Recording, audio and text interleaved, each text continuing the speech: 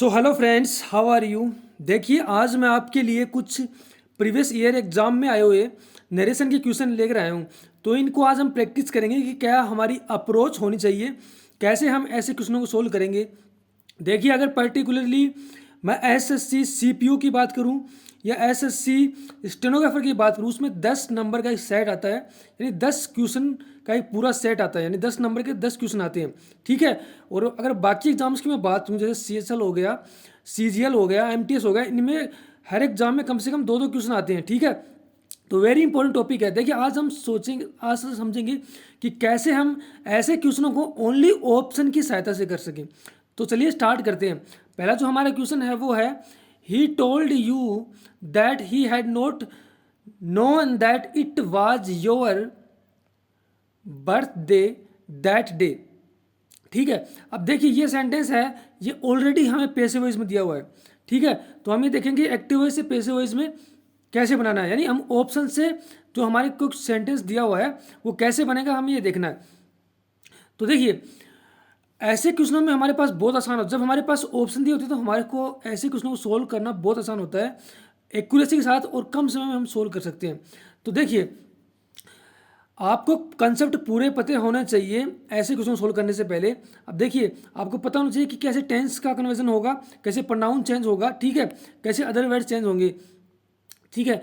देखिए, that day लिखा हुआ है, दैट डे मीन्स क्या हो गया, दैट डे का यूज हम किसके लिए करते हैं, टुडे के लिए करते हैं। ठीक है। तो देखते हैं किस किस में टुडे का यूज हुआ है। इसमें टुडे का यूज हुआ है, इसमें हुआ है, इसमें हुआ है। ठीक है। इसमें नहीं हुआ तो ए ऑप्शन तो आंसर होगा ही नहीं, यानी ए ऑप्शन हम काट देते हैं। अब हमारे पास सिर्फ 3 ऑप्शन बचे हैं।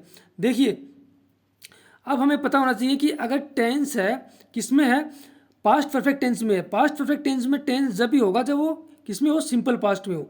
तो देखते हैं किसने किस में सिंपल पास्ट टेंस का यूज हुआ है। तो देखिए, इसमें नहीं हुआ, इसमें प्रेजेंट टेंस का यूज हुआ, तो इसकी आंसर नहीं होगा। इसमें हुआ है और इसमें भी हुआ है, यानी हमारे पास 2 ऑप्शन एलिमेंट हो गए, ए और बी।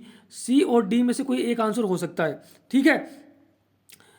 अब देखिए, अब हम प्रोनाउन को देखेंगे। अब देखिए, अगर मैं इसको चेंज करूँ, यू को मैं चेंज करूँ, तो यू किसके अनुसार चेंज होगा, सेकंड पर्सन के अनुसार चेंज होगा। सेकंड पर्सन क्या है, यू। तो यू का तो यू ही आ जाएगा। तो यहाँ पर तो ही आ रहा है, इसका मतलब ये भी इसका आंसर नहीं होगा, इसका आंसर होगा डी ऑप्शन। ठीक है। अब चलिए डी ऑप्शन को हम करते हैं पूरे वो चेंज। तो ही सेड टू को हम बदल देंगे टोल्ड में, ही टोल्ड। ठीक है। यू। ठीक है। दैट।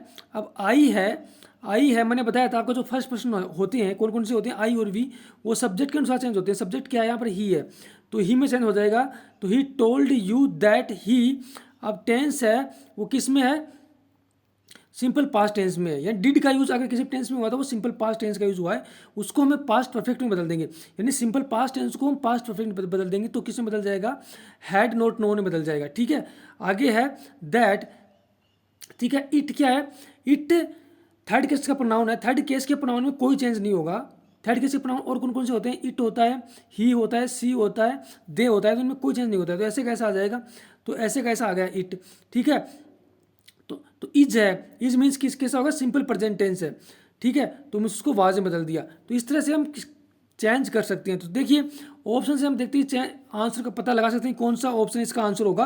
तो इसका जो आंसर होगा वो डी ऑप्शन हो जाएगा।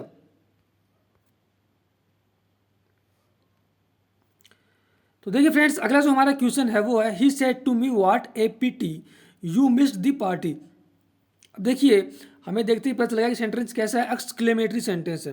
कैसे पता चला कि सेंटेंस में लिखा व्हाट ए पीटी। ठीक है। ऐसे वर्ड का जब यूज हो, what A PT, what a beautiful seen this is. ठीक है।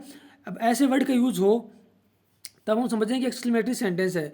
और सबसे बड़ी बात ये याद रखना आप, एक्सक्लेमेटरी चिन्ह का यूज हुआ होगा, तो यहाँ पर विस्मयवादी चिन्ह होगा, यानी एक्सक्लेमेटरी चिन्ह का यहाँ पर चिन्ह का यूज हुआ आपको मिलेगा सेंटेंस में। तो हमने समझ लिया कि एक्सक्लेमेटरी सेंटेंस है। एक्सक्लेमेटरी सेंटेंस में हमें पता है कि सेड टू को हम एक्सक्लेमेड में बदलेंगे, एक्सक्लेमेड में।